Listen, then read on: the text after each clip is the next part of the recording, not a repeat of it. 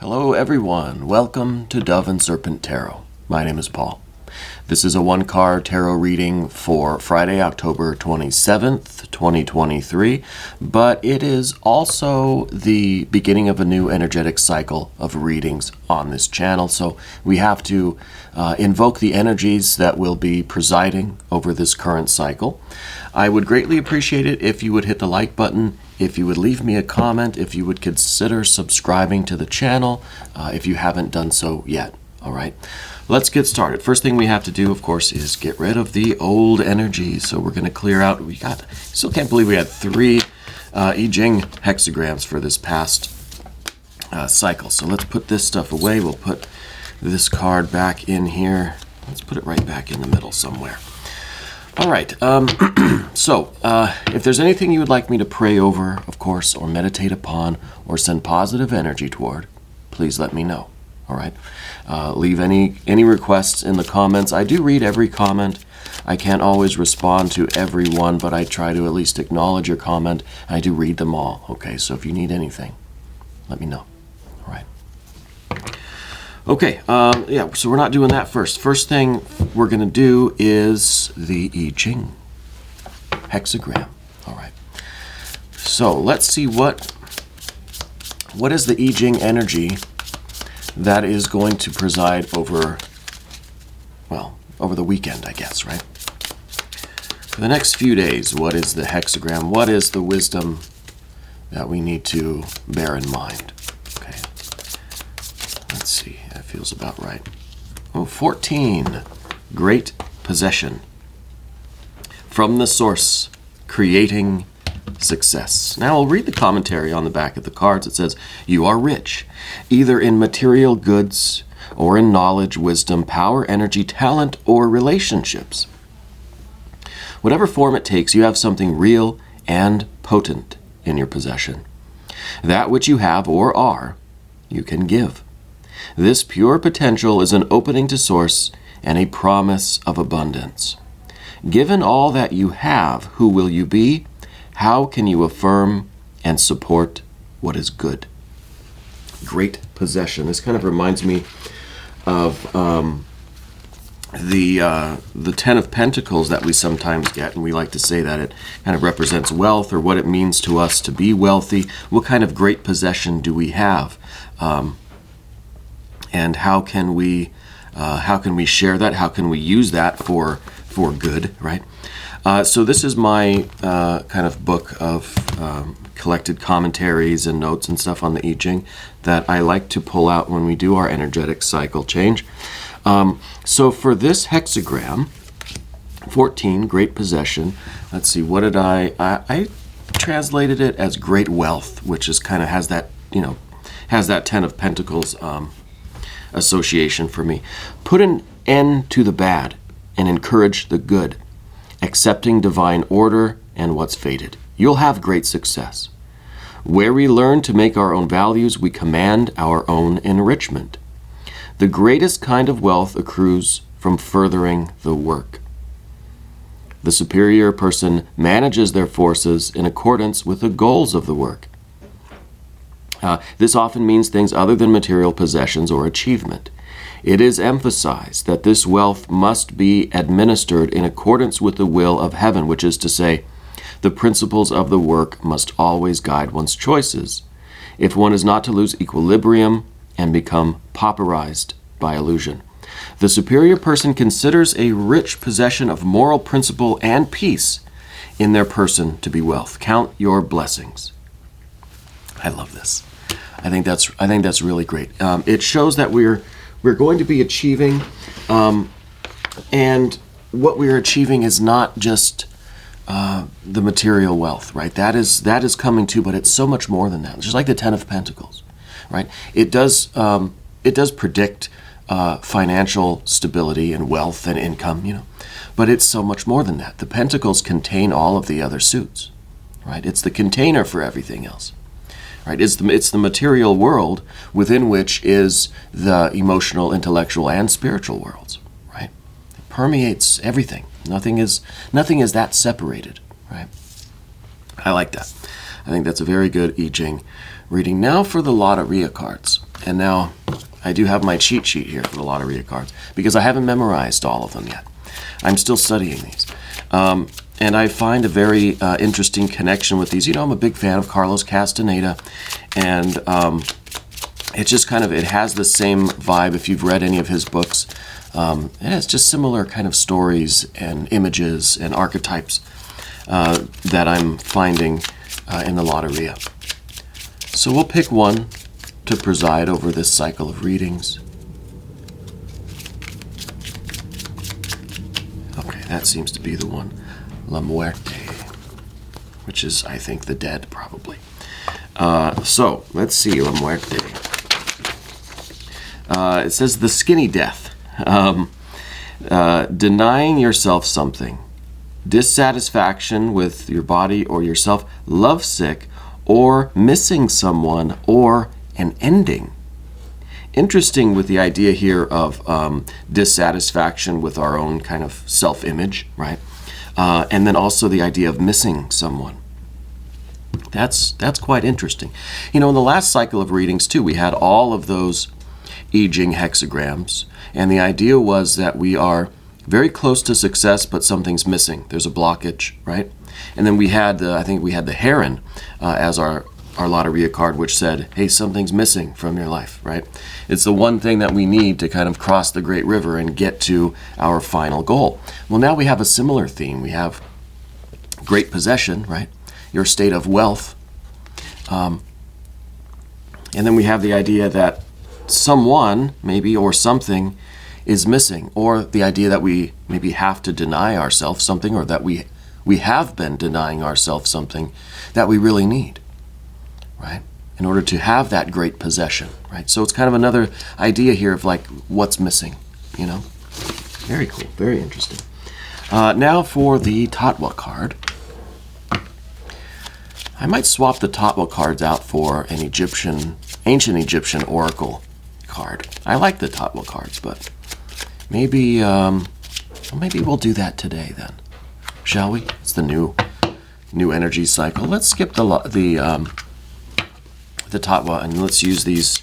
These are ancient Egyptian oracle cards. Obviously, they're not too ancient, but I love the images. I'm a big fan of ancient Egypt. It was my first real passion. I remember being in grade school, and when we would learn about ancient Egypt, you know, in the textbooks, I was just enthralled. I was fascinated. I was in love.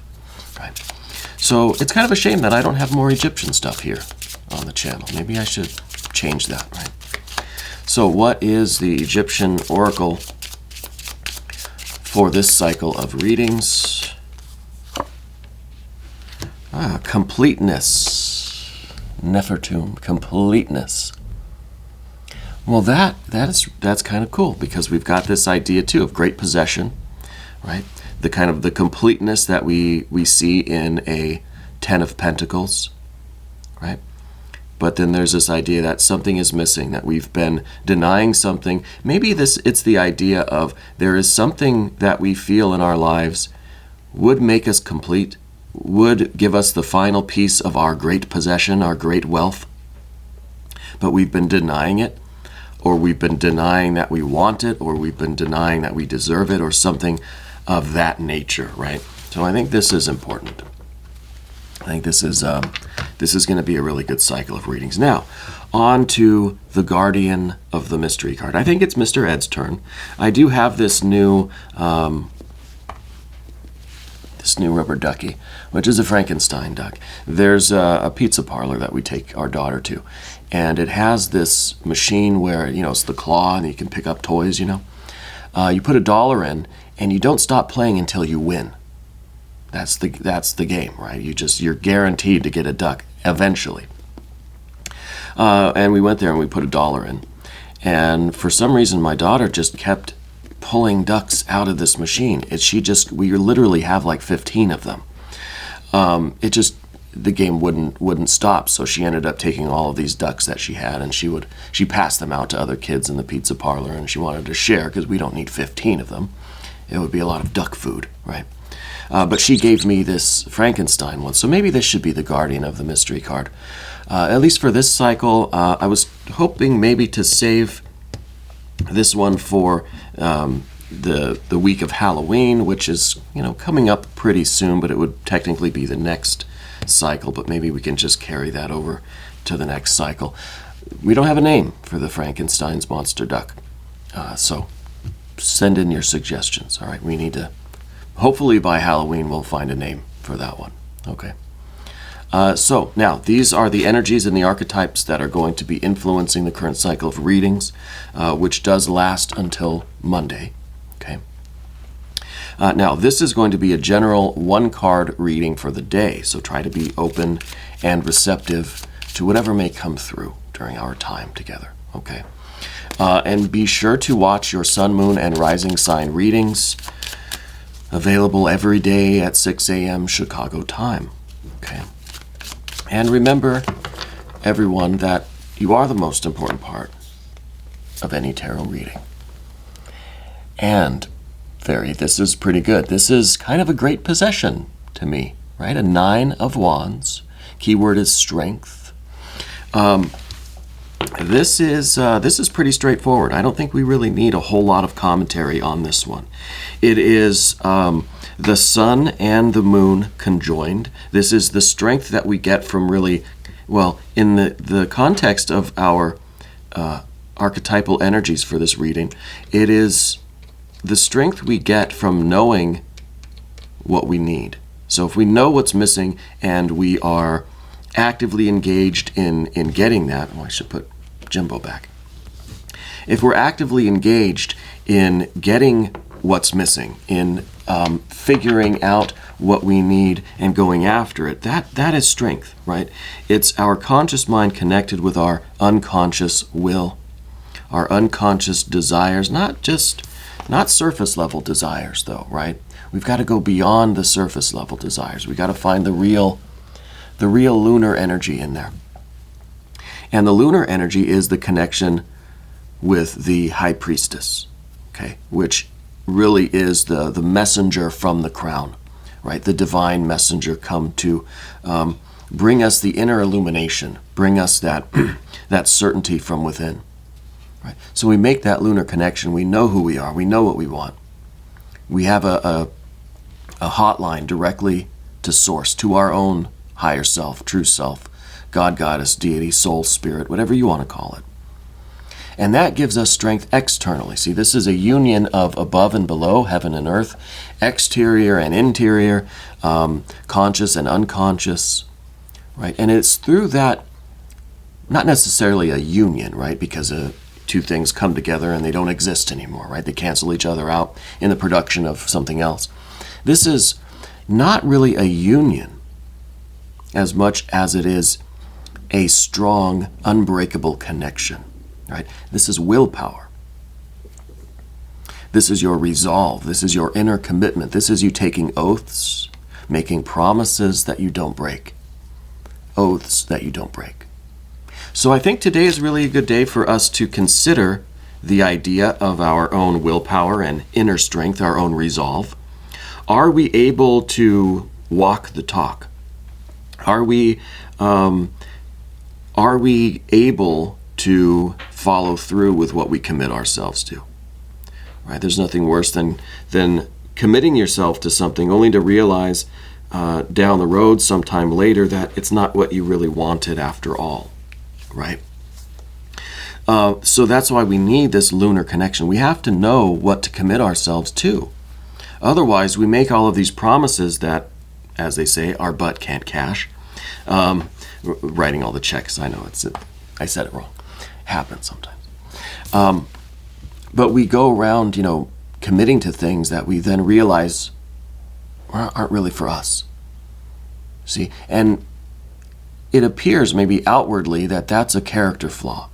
Oh, Paul, he doesn't follow through with his commitments. He makes a bunch of promises but never follows through with any of them.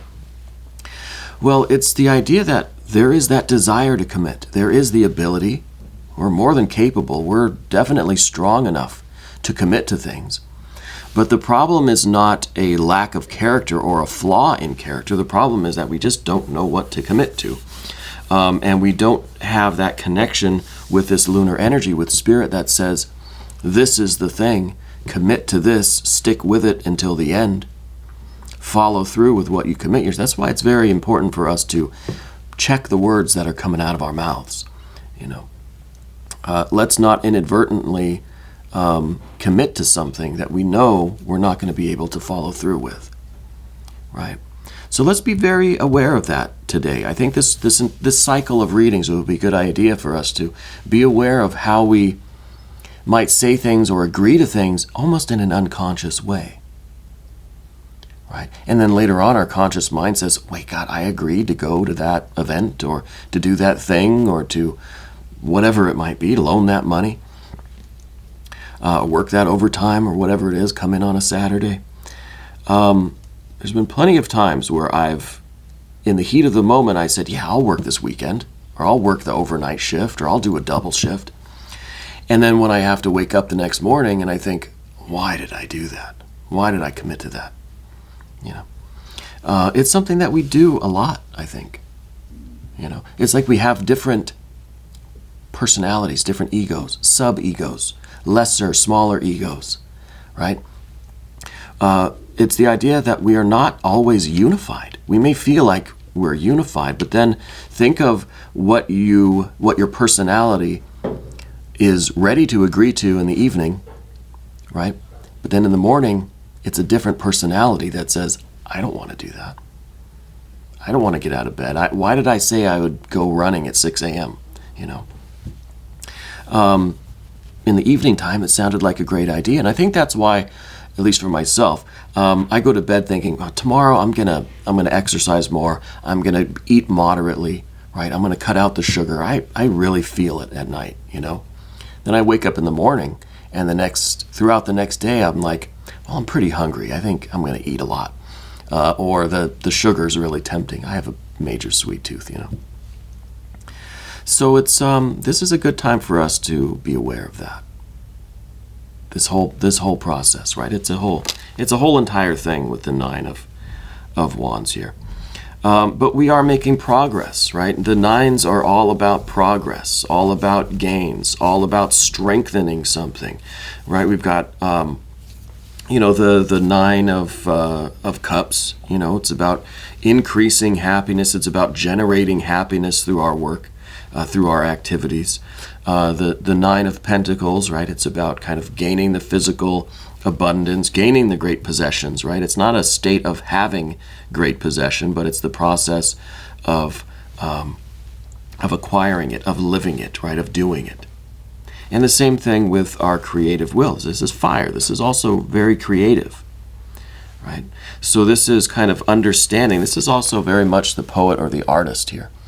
Because this is the card that has that internal connection with emotions, with intuition, with the subtle, with the mystery, with the wonder, and then can express that through, anything, through thought, word, or deed, through art, through business, through whatever projects we do, right? And that's really I think for me, the definition of an artist, right? Someone that can take the subtle, take the unseen, and give it some kind of form. That's why I think art is a very good, emotional therapy kind of thing. Because you take what's within you and you put it on paper. You put it out into the world. You speak it, it could through music, through dance, through literally painting, art, sculpture, through anything, through a discourse, through a conversation, through a business, through, organizing a family or a home or anything, literally anything. I like this card. I think this is a very good card for our next few days. So we'll put that right over here, and we'll see how that might influence things throughout this cycle of readings, all right? I want to thank everybody for being here. This went a little bit long. I love you, and we're all in this together.